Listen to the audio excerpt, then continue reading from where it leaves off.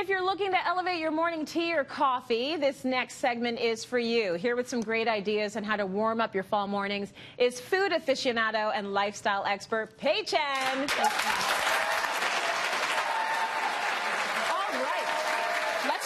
Tea. Yes. Because we know there are many people out there who love their tea, but you're taking it to the next level. Well, I also want people to experiment a little bit more at home. It's so easy to run out to the coffee shop on the corner and then buy your really lovely tea latte or coffee latte. And I want people to experiment and just feel like they can be a bit creative of what they've got at home.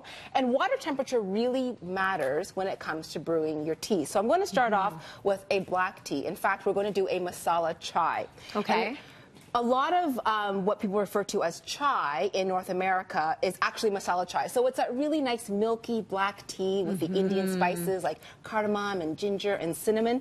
But chai actually just means tea.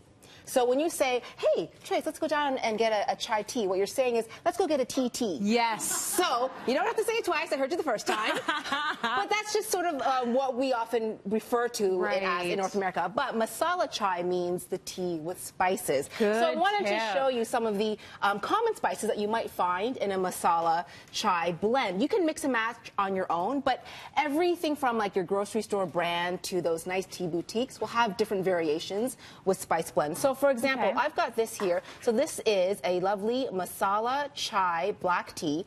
And you want to brew the water, you want to boil it to 212 degrees Fahrenheit. So that's why I'm using this Krups kettle here, because it actually has 7 temperatures preset in it. So Krups is a very well-known German brand. They really pay attention to precision technology and small details like having these temperatures preset for your favorite coffee or tea drinks. Absolutely. So black tea can handle the full boil.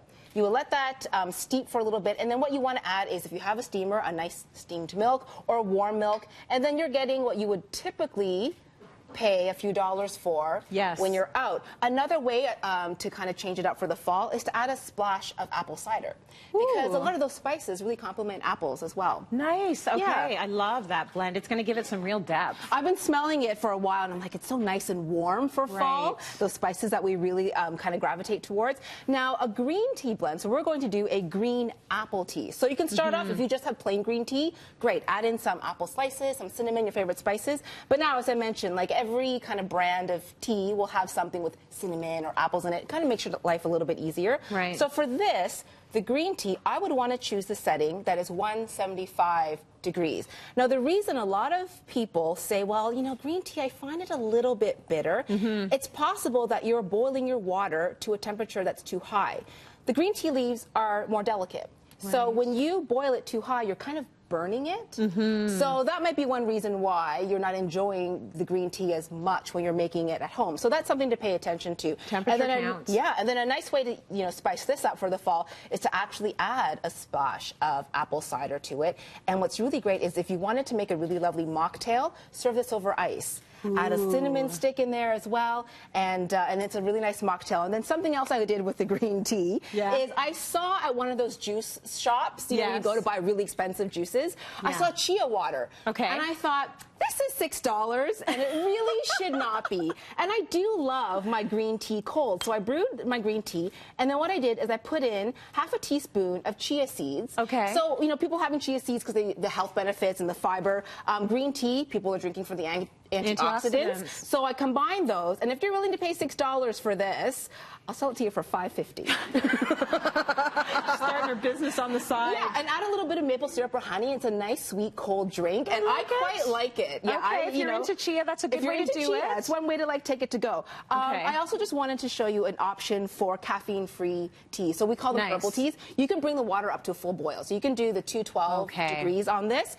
And I love this one because it's verbena blues, and it's got lemongrass, lemon peel, ginger, and butterfly pea flower, which you will see a little bit more in North America. It's been used a lot in Southeast Asian countries because the blue is a natural color from a flower. And what's really cool is when you add acid to it, it changes the pH level and it changes the color. Oh, so you put some lemon in there, and look at that. That's why I love serving tea in glass, because it's so nice to see. And then just to show you, like, I just love watching the color churn. And I just think people should be a little bit more ceremonial with their tea. Yeah, you know, like instead of just saying like, here's a tea bag, which is what it was when I was growing up as a kid, you can have all these great options. The next thing I wanted, cool. Isn't it fun? Yes. I just love the fact that it changes color. Yeah. Just, you know, I'm like, ooh, magical. Then I have like 8 teas at home. The next thing I wanted to show you was a really easy coffee drink to do at home. So we're going to do a spiced maple coffee, and I'm using the Krups 12-cup programmable coffee machine. Okay. What is fantastic about this is I love the smell of coffee. Me too. You can program it for the next morning so that it brews your coffee when you're waking up. Yes. So you can hear, I hear the little gurgling sound, and I'm already starting to perk up, and then I smell the coffee, and I'm ready to go. So it's really nice. Again, you know, because Krups pay so much attention to these fine little details. And in here, just to make it easier, I've got some allspice and some cloves, and then I'll add a little bit of nutmeg. I love using fresh nutmeg. Really easy to find at bulk food stores. Yep. And then you rasp, and it makes such a difference. And then a little bit of maple syrup. So this, again, is a lovely way to dress up your fall coffee.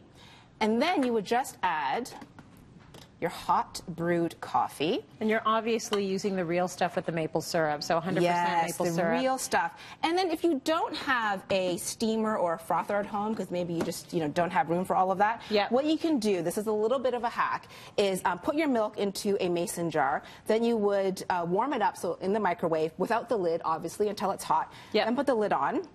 Make sure, I practice it at home, make sure the seal is really good. Yes. And then you can shake it up, and what it'll do is it'll make it a little bit foamy. So this is a way to get a little bit of that foamy texture for your coffee without having all of the extra, accessories. Oh, for a lot of us, that's what makes the coffee. It's that frothy It's a little bit frothy, yeah. So there you go. That's look beautiful. It's a little cheap.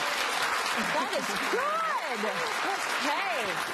I see the Chen store of hot beverages opening soon. You know could what? Y'all definitely get 20% do that. off.